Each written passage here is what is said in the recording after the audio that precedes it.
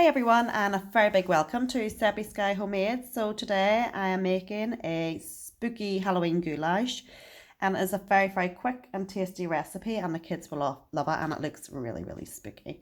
So what I'm using is chicken drumsticks and a tub of curry sauce, a tin of coconut milk, and some fajita seasoning, some barbecue seasoning, chili flakes, some garlic puree, and just mixing it all in there. And I stuck in some chopped onions and some chopped yellow peppers.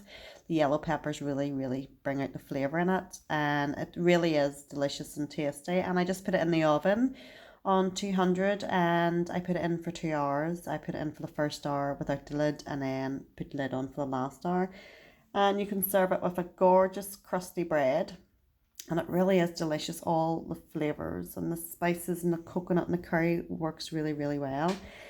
And yeah, so there you have a very quick and easy spooky Halloween goulash, as I call it, and hopefully enjoy the recipe.